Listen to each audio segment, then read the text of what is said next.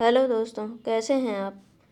आज है 31 मार्च। 31 मार्च के जितने भी इम्पोर्टेंट करंट अफेयर्स बनेंगे उसे हम इस वीडियो में डिस्कस करेंगे। तो चलिए शुरू करते हैं। पहला क्वेश्चन है कि भारत ने कितने वर्षों तक चीन के उत्पन्न या निर्यात की जाने वाली बोतल ग्रेड पॉलीथाइलिन टेरिफथ्रेट के आयात पर एंटी डंपिंग शुल्क लगाया है। भारत ने कितने वर्षों तक चीन से उत्पादन या निर्यात की जाने वाली बोतल ग्रेड पॉलीथाइलिन और टेरिफथ्रेट के आयात पर एंटी डंपिंग शुल्क लगाया है। ये जो है 5 साल तक लगाया है। ठीक, भारत ने चीन पर 5 साल तक एंटी डंपिंग शुल्क लगाया है। अब चीन पे लगाया है तो चीन को मैप में देख लेते हैं। ये है चीन। ठीक, ये चीन है और चीन जो है भारत से भी सीमा बनाता है। चीन भारत से भी सीमा बनाता है और चीन की जो राजधानी है, कैपिटल, वो बीजिंग है और चीन की करेंसी जो है वो रेनमिनबी है। ठीक, चीन की करेंसी रेनमिनबी है और चीन के प्रेसिडेंट जो हैं जी जिनपिंग हैं। ठीक, और ये है रसिया और यह मंगोलिया और रसिया के बीच में एक गोबी मरुस्थल है। ठीक, जो कि सबसे बड़ा मरुस्थल है गोबी मरुस्थल। ठीक, अब चलिए अगले क्वेश्चन पर। अगला क्वेश्चन है कि जल जीवन मिशन ने कितने करोड़ से अधिक ग्रामीण घरों को नल जल आपूर्ति करने के में नई ऊंचाई प्राप्त की है। जल जीवन मिशन ने कितने करोड़ से अधिक ग्रामीण घरों को नल जल आपूर्ति करने में नई ऊंचाई प्राप्त की है। ये जो है 4 करोड़। ठीक, 4 करोड़ घरों में, ग्रामीण घरों में नल जल आपूर्ति करने में नई ऊंचाई प्राप्त की है जल जीवन मिशन ने। ठीक, और जल जीवन मिशन की स्थापना 15 अगस्त 2019 को हुआ था। 15 अगस्त 2019 को जल जीवन मिशन की स्थापना हुई थी। अब चलिए जल जीवन मिशन के बारे में एक और पॉइंट देख लेते हैं कि अभी हाल ही में बताया था कि जल शक्ति मंत्री गजेंद्र सिंह शेखावत ने जल जीवन मिशन के तहत 7 राज्यों के लिए प्रदर्शन प्रोत्साहन निधि के रूप में 465 करोड़ रुपए की मंजूरी दी है। ठीक, जल शक्ति मंत्री गजेंद्र सिंह शेखावत ने जल जीवन मिशन के तहत 7 राज्यों के लिए प्रदर्शन प्रोत्साहन निधि के रूप में 465 करोड़ रुपए की मंजूरी दी है। अब वो 7 राज्य कौन कौन से हैं तो देख लेते हैं।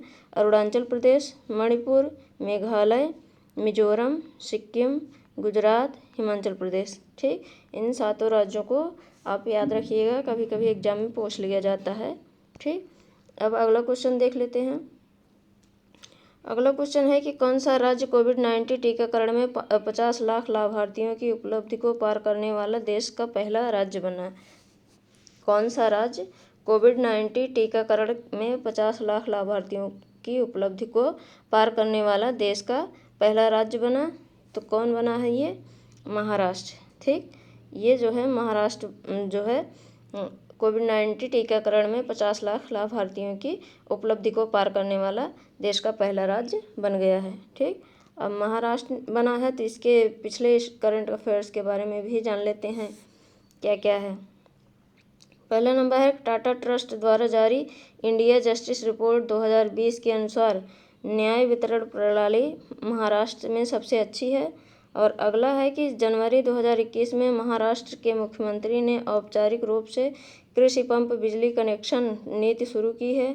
और अगला है कि Bal Saheb Thackeray Gorewada international zoological park का उद्घाटन नागपुर में हुआ है, महाराष्ट्र के नागपुर में। और अगला है कि महाराष्ट्र सरकार ने जेल पर्यटन शुरू किया है। और अगला है प्रधानमंत्री ने सगोला महाराष्ट्र में 7वीं किसान रेल को हरी झंडी दिखाई है। ठीक, और अगला है महाराष्ट्र सरकार ने महिला उद्यमियों को प्रोत्साहित करने के लिए एक महिला उद्यमिता सेल स्थापित करने का निर्णय लिया है। और अगला है कि serum institute of India SII Pune में स्थित है।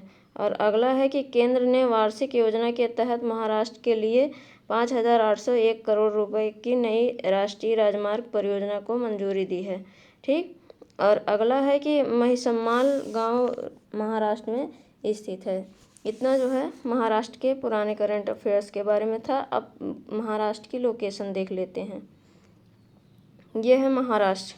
महाराष्ट्र जो है कर्नाटक, गोवा और तेलंगाना, छत्तीसगढ़ और मध्य प्रदेश, इधर गुजरात के साथ जो है सीमा बनाता है और ये जो है अरब सागर के तट पर स्थित है। ठीक, अब इसकी बेसिक डिटेल देख लेते हैं महाराष्ट्र की। महाराष्ट्र की कैपिटल जो है वो मुंबई है। मुंबई जो है सालसट द्वीप पर स्थित है। ठीक, मुंबई सालसट द्वीप पर स्थित है और महाराष्ट्र की स्थापना 1 मई 1960 को हुई थी। महाराष्ट्र के चीफ मिनिस्टर हैं उद्धव ठाकरे हैं और गवर्नर जो हैं भगत सिंह कोश्यार और यहाँ के मतलब कि चीफ जस्टिस जो हैं वो दीपांकर दत्त हैं। Chief justice Dipankar Datta. और महाराष्ट्र की जो हाई कोर्ट है वो बॉम्बे हाई है। ठीक, बॉम्बे में महाराष्ट्र की हाई कोर्ट है। और एक पॉइंट हमसे गलत हो गया था, उसको हम यहाँ सुधार करेंगे कि यहाँ की जो मतलब गोवा, महाराष्ट्र और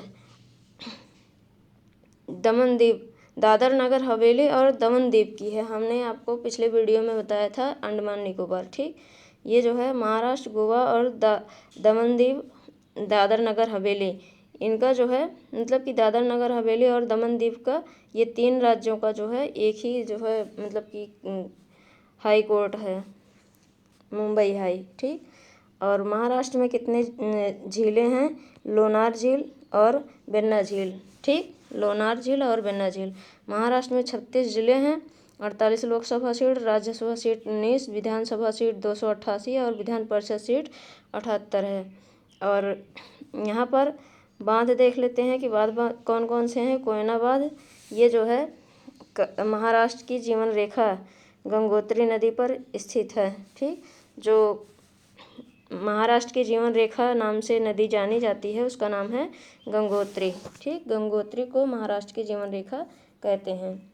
और मुला बांध भी है और उज्जैनी बांध जो कि भीमा नदी पर स्थित है, इसे भीमा नदी भी कहते हैं। जो भीमा नदी है उसको मतलब कि भीमा नदी पर स्थित जो बांध है उज्जैनी बांध, इसको जो है भीमा बांध भी कहते हैं।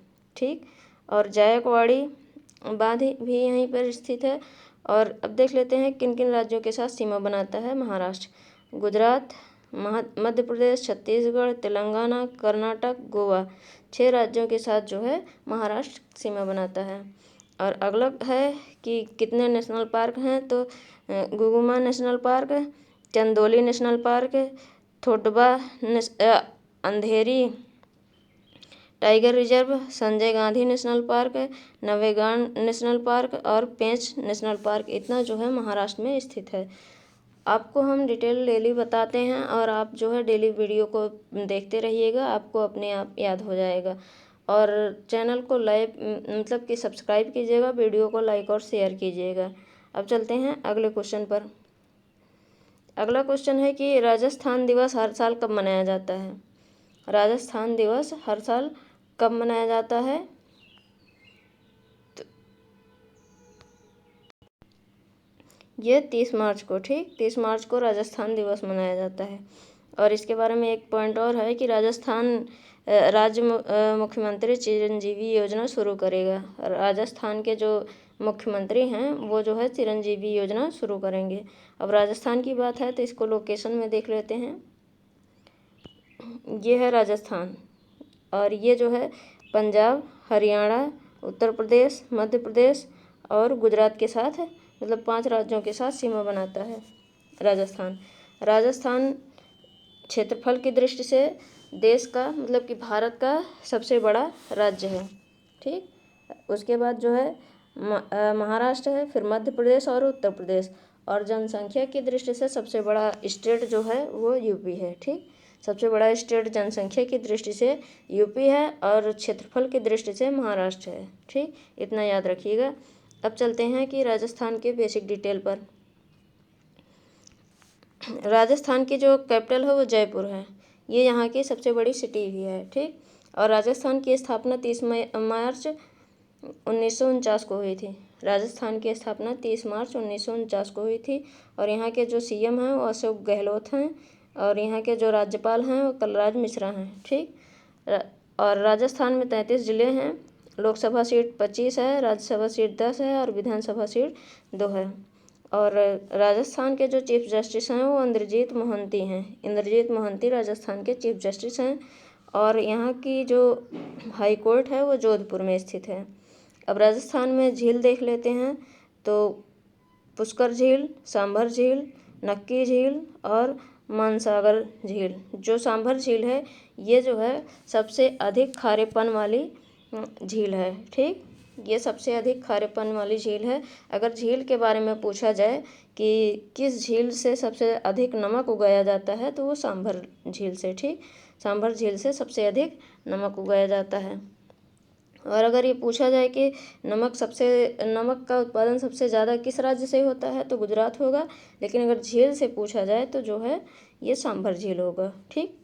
और यहाँ पर कौन कौन सा बांध है तो बिलासपुर बांध बनास नदी पर स्थित है। माही बजाज सागर बांध ये माही नदी पर स्थित है और राणा प्रताप सागर बांध ये चंबल नदी पर स्थित है। ये जो है राणा प्रताप सागर बांध ये मानव निर्मित बांध है। ठीक।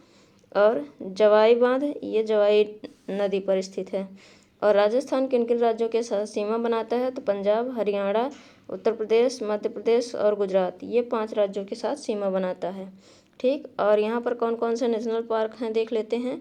Ranthambore national park, desert national park और Bharatpur national park, Sariska wildlife sanctuary और Kumbhalgarh wildlife sanctuary, Darrah wildlife sanctuary, Tal Chhapar century और बासी वाइल्ड लाइफ सेंचुरी।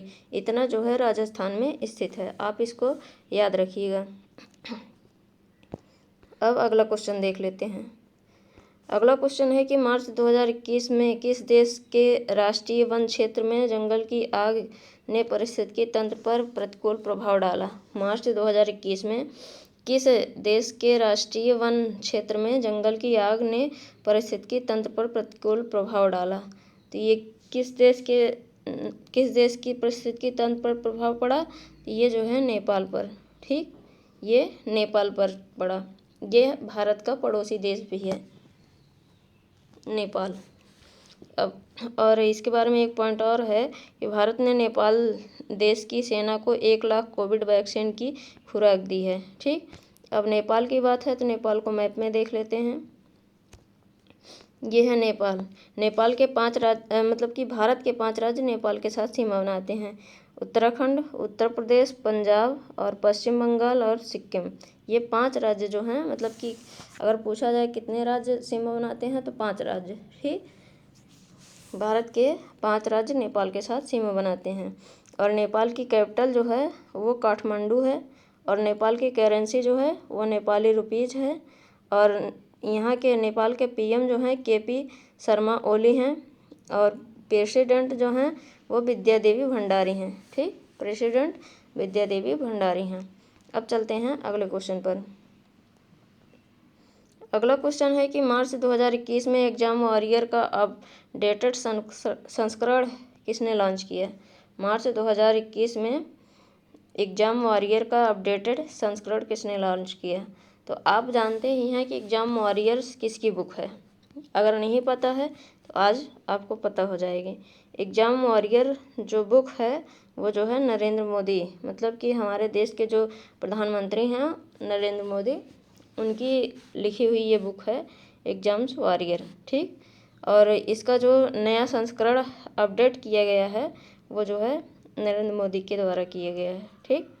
अब अगले क्वेश्चन पर चलते हैं।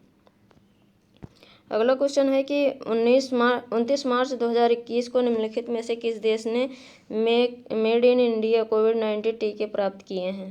29 मार्च 2021 को निम्नलिखित में से किस देश ने मेड इन इंडिया कोविड-19 टीके प्राप्त किए हैं। तो ये किसने प्राप्त किए हैं, ये सभी ने प्राप्त किए हैं, फिजी, नाइजर और पराग्वे। मतलब कि तीनों ऑप्शन जो है सही है। फिजी, नाइजर, पराग्वे जो है 29 मार्च 2021 को निम्नलिखित मतलब कि 29 मार्च 2021 को फिजी, नाइजर, पराग्वे ये तीनों देश जो है मेड इन इंडिया कोविड-19 टीके प्राप्त किए हैं। और ये मेड इन इंडिया की मतलब कि ये जो वैक्सीन बनती है SII, इसका जो है स्थापना 1966 में हुआ और इसकी संस्थापक जो थे वो सीरियस यस पूनेवाला हैं और इसका हेडक्वार्टर पुणे में है, महाराष्ट्र में। ठीक, और इसके चेयरमैन या फिर CEO या फिर प्रेसिडेंट, तीनों में से कोई भी पूछे तो आधार पूनेवाला होंगे। ठीक, अब चलते हैं अगले क्वेश्चन पर। अगला क्वेश्चन है कि जम्मू और कश्मीर में निम्न में से कौन सा जिला प्रशासन आपदा मित्र के प्रशिक्षण के लिए उपाय कर रहा है? जम्मू और कश्मीर में निम्न में से कौन सा जिला प्रशासन आपदा मित्र के प्रशिक्षण के लिए उपाय कर रहा है?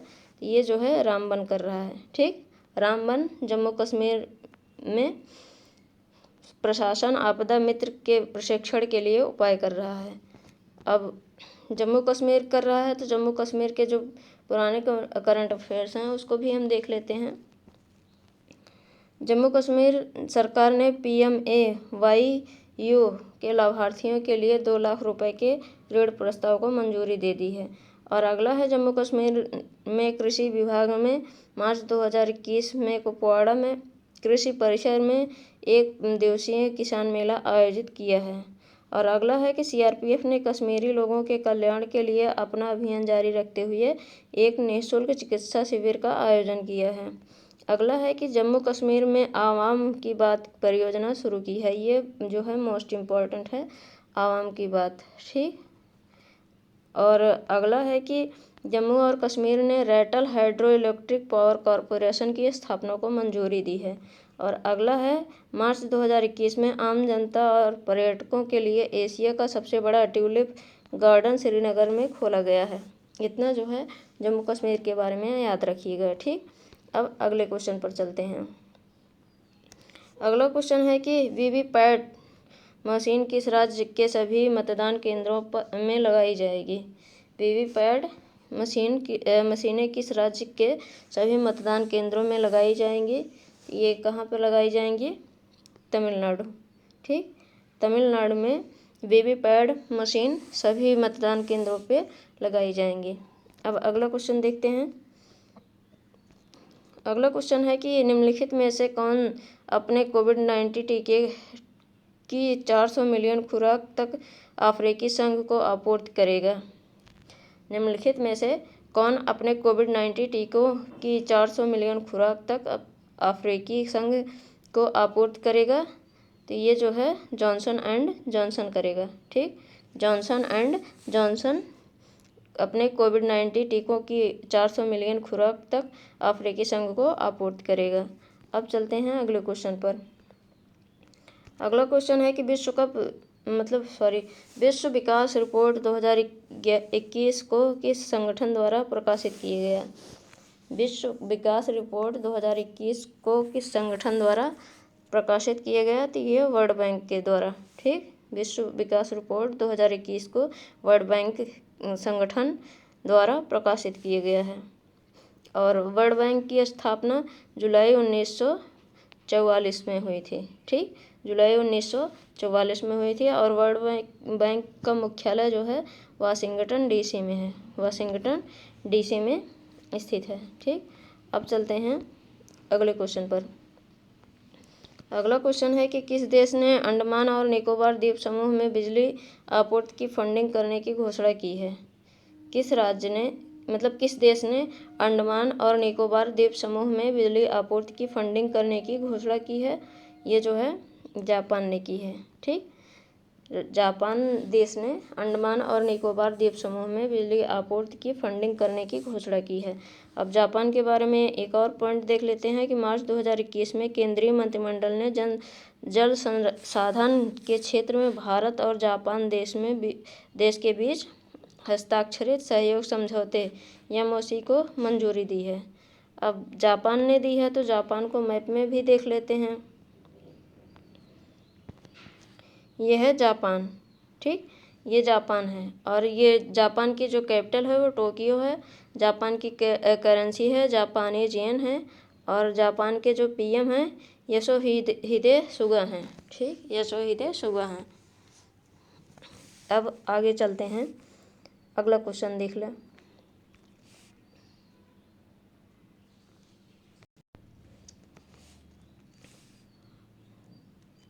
अगला क्वेश्चन है कि मार्च 2021 में किसने heart of Asia Istanbul process on Afghanistan के 9वें मंत्रिस्तरीय सम्मेलन में भाग लिया। मार्च 2021 में किसने heart of Asia Istanbul process on Afghanistan के 9वें मंत्रिस्तरीय सम्मेलन में भाग लिया? तो ये कौन भाग लिया है? एस जयशंकर ने। ठीक, एस जयशंकर जो है मार्च 2021 में किसान heart of Asia Istanbul process on Afghanistan के 9वें मंत्रिस्तरीय सम्मेलन में भाग लिया है। ठीक, अब चलते हैं अगले क्वेश्चन पर। अगला क्वेश्चन है, किसने बहरीन ग्रैंड प्रिक्स 2021 जीती? किसने बहरीन ग्रैंड प्रिक्स 2021 जीती?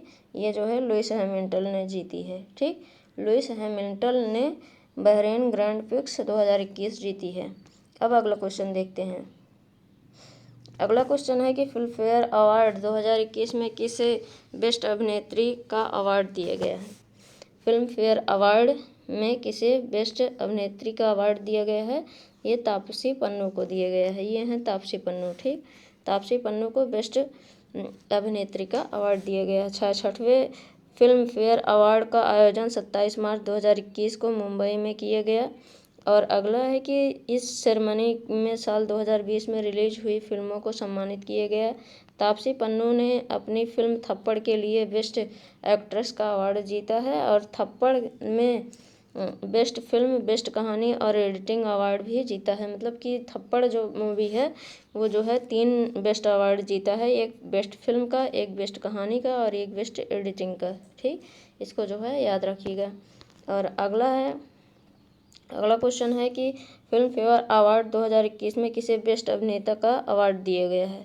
फिल्म फेयर अवार्ड 2021 में किसे बेस्ट अभिनेता का अवार्ड दिया गया है? तो ये इरफान खान को दिया गया है। ठीक, ये हैं इरफान खान। 66वें फिल्म फेयर अवार्ड का आयोजन 27 मार्च 2021 को मुंबई में किया गया और इस सेरेमनी में साल 2020 में रिलीज हुई फिल्मों को सम्मानित किया गया है।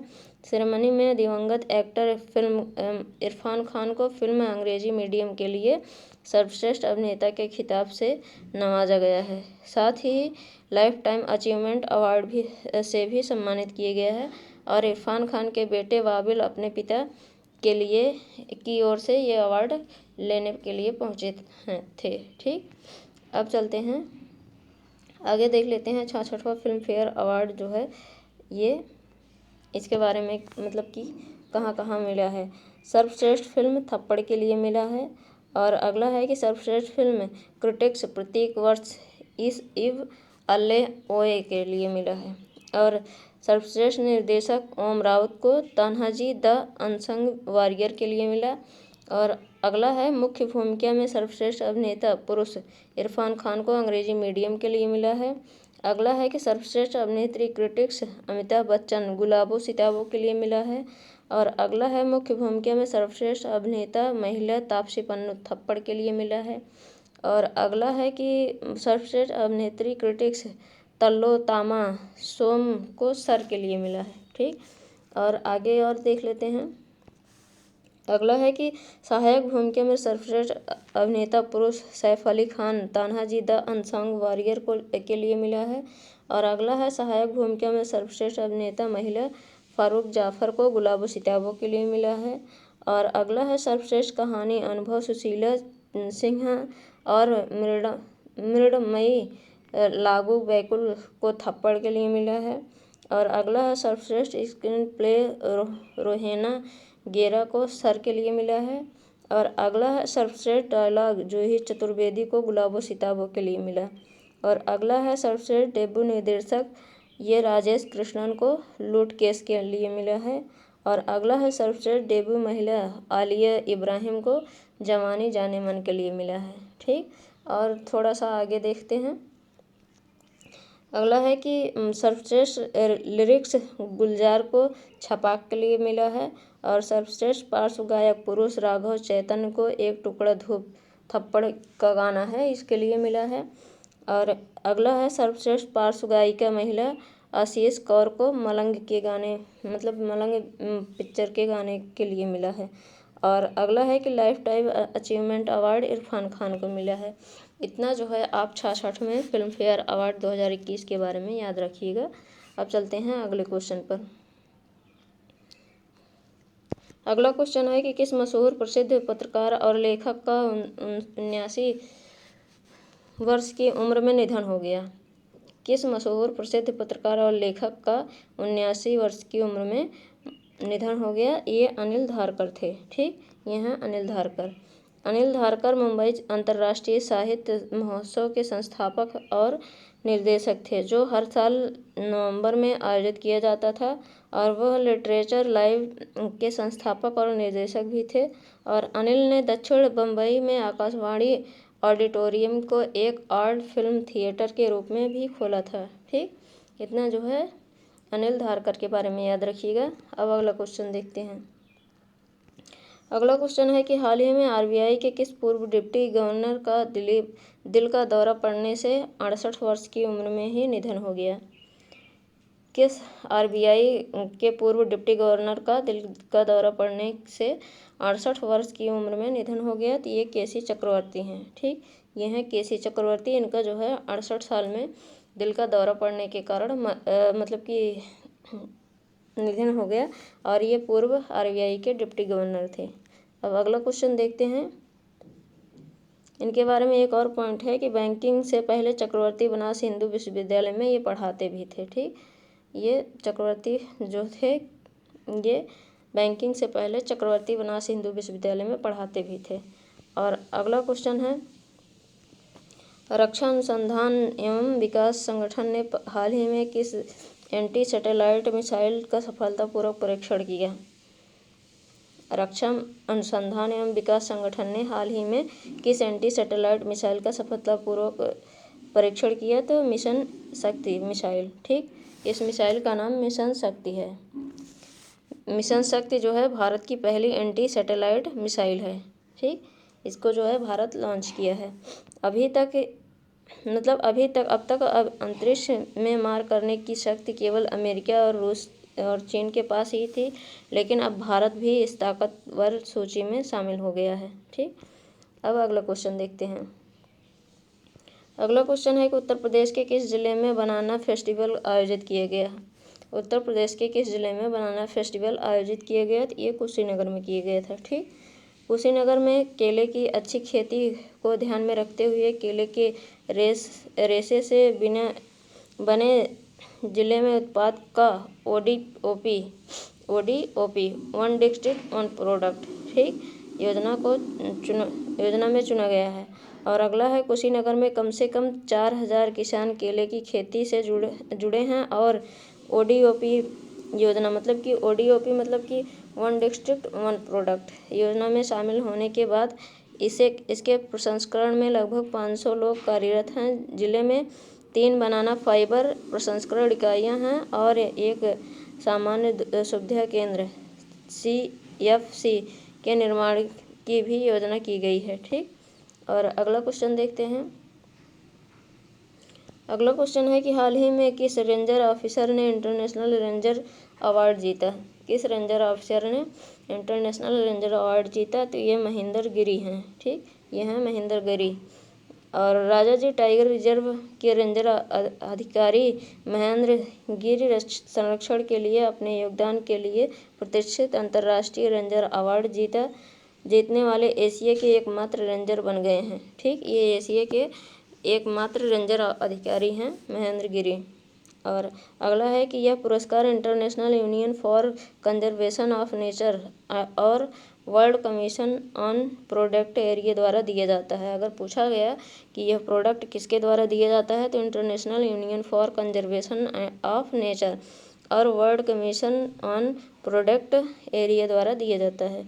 और अगला है कि इस बार दुनिया भर के 10 पेशेवर के लिए इस पुरस्कार की घोषणा की गई थी। ठीक, अब अगला क्वेश्चन देखते हैं। अगला क्वेश्चन है कि standing conference of public enterprises की नई अध्यक्ष कौन बनी है। Standing conference of public enterprises की नई अध्यक्ष सोमा मोंडल बनी है। ये हैं सोमा मोंडल, ये जो है standing conference of public enterprises की नई अध्यक्ष बनी हैं। और मोंडल का 2 साल का कार्यकाल है, अप्रैल से शुरू होगा और उन्होंने 1 जनवरी 2021 को सेल का कार्यभार संभाला था।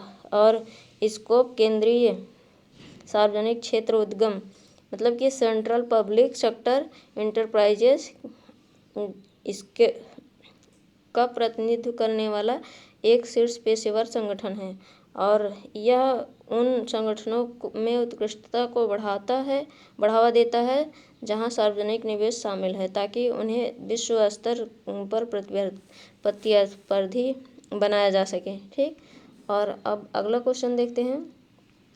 अगला है कि वैश्विक पवन ऊर्जा परिषद द्वारा जारी ग्लोबल विंड रिपोर्ट 2021 नामक रिपोर्ट के अनुसार कोविड-19 महामारी के बावजूद वैश्विक पवन उद्योग के लिए कौन सा वर्ष इतिहास का सबसे अच्छा वर्ष था।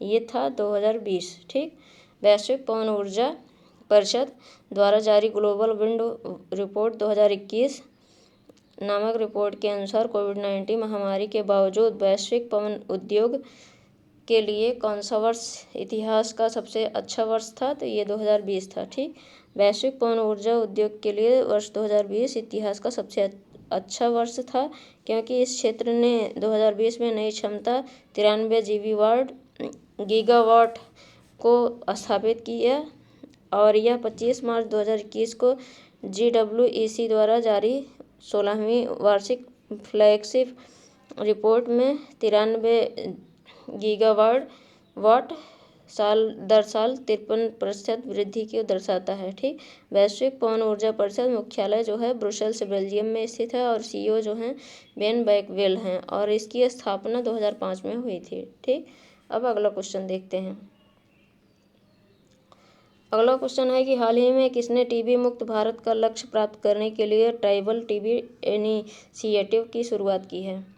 किसने टीबी मुक्त भारत का लक्ष्य प्राप्त करने के लिए ट्राइबल टीबी इनिशिएटिव की शुरुआत की है, तो डॉक्टर हर्षवर्धन। ठीक, डॉक्टर हर्षवर्धन ने टीबी मुक्त भारत का लक्ष्य प्राप्त करने के लिए ट्राइबल टीबी इनिशिएटिव की शुरुआत की है। स्वास्थ्य मंत्री डॉक्टर हर्षवर्धन ने टीबी मुक्त भारत का लक्ष्य प्राप्त करने के लिए ट्राइबल टीबी इनिशिएटिव की शुरुआत की है। और अगर आगे है कि केंद्र शासित प्रदेश लक्षद्वीप और जम्मू कश्मीर के बड़गाम जिले को इस साल विश्व टीबी दिवस पर टीबी मुक्त घोषित किया गया है। ठीक, आप इसे याद रखिएगा, ये जो है इम्पोर्टेंट है।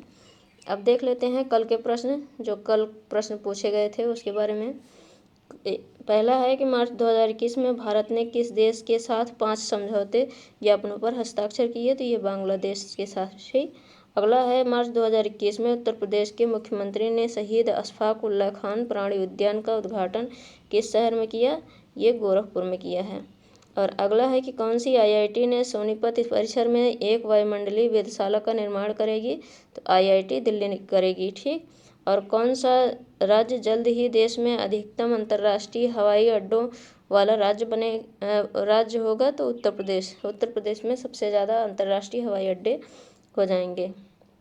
और अगला है नीलम साहनी को किस राज्य के नए राज्य चुनाव आयुक्त के रूप में नियुक्त किया गया है, ये आंध्र प्रदेश के। ठीक, और अगला क्वेश्चन है कि 2021 में अर्थ अवार्ड डे कब मनाया गया, ये 27 मार्च को मनाया गया था। ठीक, ये थे कल के प्रश्न। अब आज के प्रश्न देख लेते हैं। आज के प्रश्न हैं भारत और कौन से देश सैन्य हार्डवेयर के संयुक्त उत्पादन और निर्यात के लिए जाने खुफिया साझाकरण बढ़ाने और साइबर और अंतरिक्ष डोमेन में सहयोग बढ़ाने पर सहमत हुए हैं। और अगला है कि ईरान ने किस देश के साथ 25 वर्ष के सहयोग समझौते पर हस्ताक्षर किए हैं। और अगला है कि मुख्यमंत्री देवदर्शन योजना किस राज्य से संबंधित है। और अगला है कि संयुक्त राष्ट्र शांति बल के लिए मेड इन इंडिया कोविड-19 टीके 28 मार्च 2021 को किस देश में पहुंचे हैं। और अगला है कि भारत का पहला राज्य या केंद्र शासित प्रदेश कौन बना है जिसे टीबी मुक्त घोषित किया गया है। और अगला है कि राजाजी टाइगर रिजर्व किस राज्य में स्थित है। तो दोस्तों इन क्वेश्चन का आंसर आप कमेंट बॉक्स में ज़रूर दीजिएगा और ये भी बताइएगा कि आपको वीडियो कैसा लगा, और वीडियो को लाइक और शेयर कीजिएगा। चैनल पर जो नए जुड़े हैं वो चैनल को सब्सक्राइब कीजिएगा। Thank you.